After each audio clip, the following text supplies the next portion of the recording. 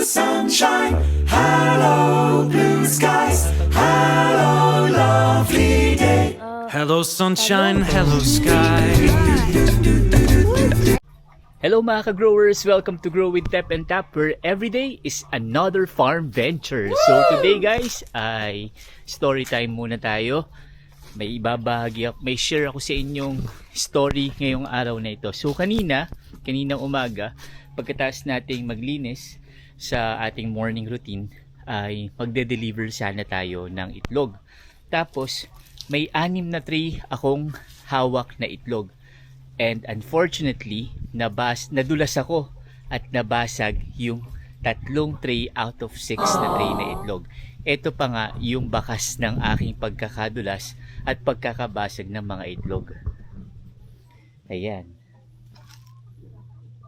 Ayan. Ayan. Tapos nilagay ko dyan yung mga itlog. Ayun guys, talagang for ilang minute nakaupo lang ako dito. Nakaupo lang ako dito. Tapos titignan ko yung basag na itlog. Sabi ko, ang pumasok sa isip ko una, yung mahal yung feeds, tas ilang feeds yung nagamit, yung cost ng feeds na nagamit bago ko mabuo yung 6 na tray na yon. Akala ko pa nga 6 na tray yung itlog na nabasag, pero buti 3 tray lang. Tapos de-deliver ko na sana, tapos ayun, nabasag, kaya hindi ko na-deliver yung 3 tray na yon. Buti na lang meron tayong kumukuha ng mga crack eggs, kahit papano napakinabangan yung crack eggs na yun. Talagang nakakapanlumo yung time na yon. Talagang nadulas ka, kakamadali, tapos pagde-deliver ka kasi, tapos nabasag yung 3 tray na pinaghirapan mo. Nag-flashback sa akin yung hirap, no? Yung umulan, umaraw, nagpapakain ka para makabuo ka ng trays ng itlog na i-deliver sa ating mga customer. Talagang nag-flashback lahat sa akin. Nag-flashback yung pag-akyat, pagbaba, pag may buhat tayong feeds na 150 kilos, linggo-linggo, dito sa poultry house. Tapos nag-flashback yung cost nung feeds na yon, yung target profit sana na makukuha dun sa itlog na yon, wala, nabasag. So ganun ka tindi, no? Kasi alam natin na bawat isang pirasong itlog ay talagang mahirap yung pagpo-produce. Una, kailangan consistent tayo sa pagpapakain, paglilinis, pag-make sure na healthy yung mga manok natin. Tapos nung naipon mo na yung trays na yon, ika-cash out mo na, ibebenta mo na, nabasag pa. Talaga namang napakasakit sa kalooban, no? Pero ganun talaga ang farm venture natin bilang isang poultry farmer. Pero ngayon bumisita ako kanina dahil tuwing Sabado ay nagdadala ako ng feeds, ng bagong feeds dito sa ating poultry house. So another 3 sakong feeds yung binili natin. Tapos pumunta ako dito sa poultry house. Laking gulat ko, guys. Laking gulat ko dahil eto na yung good news. Nangingitlog na yung ating mga bagong manok. Ayan.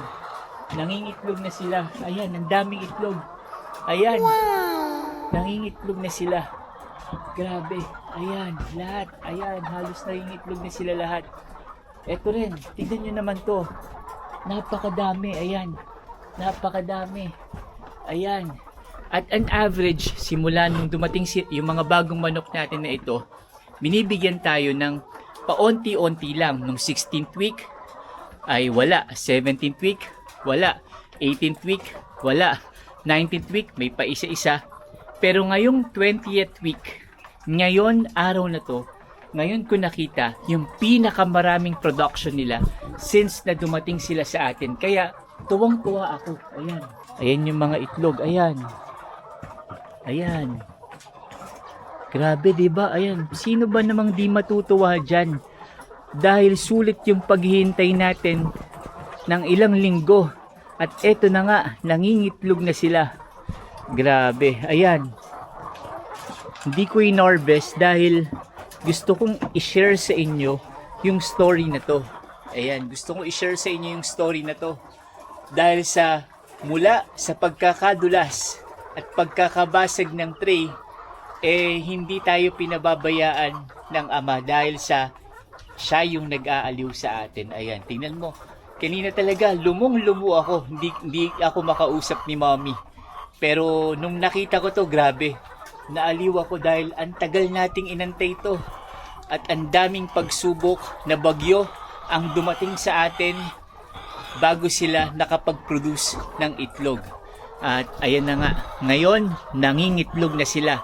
Sabi nga nila, pagka nagsimula silang mangitlog, diretso na yan. Kaya gusto kong ibahagi sa inyo itong story na to, ka-growers, dahil perfect timing kung kailan talaga dun ka sa literal na nadapa, talagang meron at merong pagbangon. Nakakatuwa at nakakataba ng puso.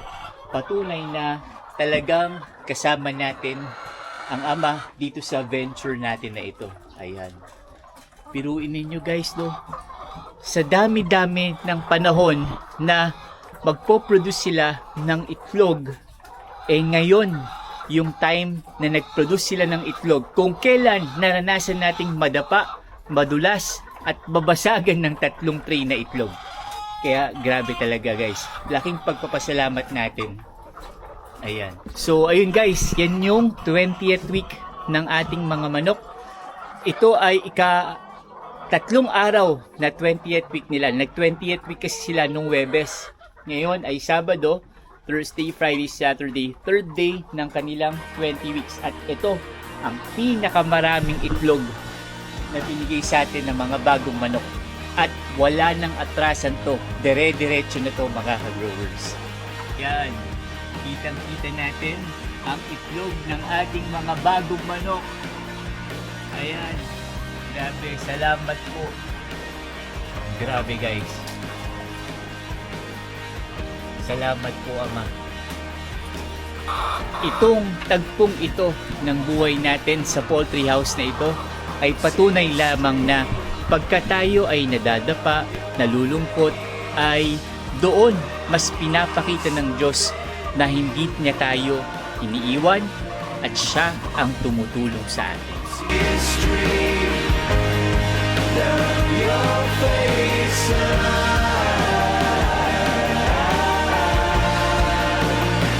Grabe guys, nakaka-touch talaga itong mga alaga natin bagong manok dahil sa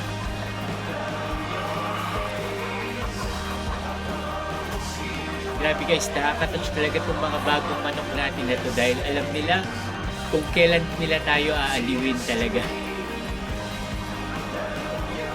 Kanina talaga parang gusto na nating sumuko pero eto, pagpunta natin sa poultry house, halos makapuno tayo ng 2 tray mula sa kanila. Ayos.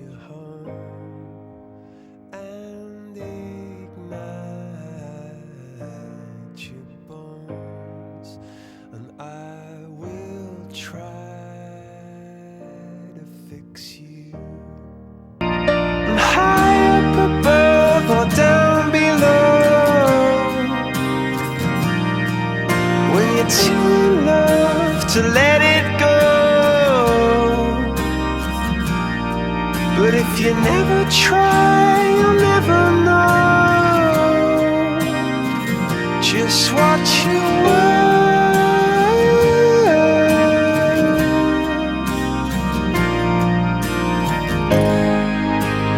Lights will guide you home and ignite your bones, and I will try to fix you.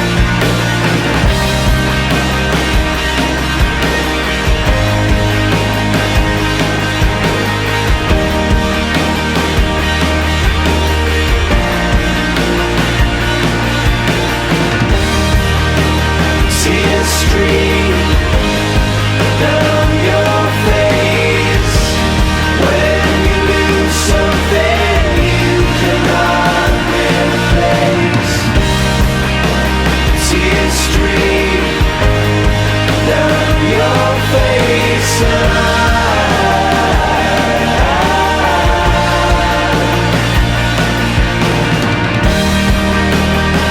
a stream of your face.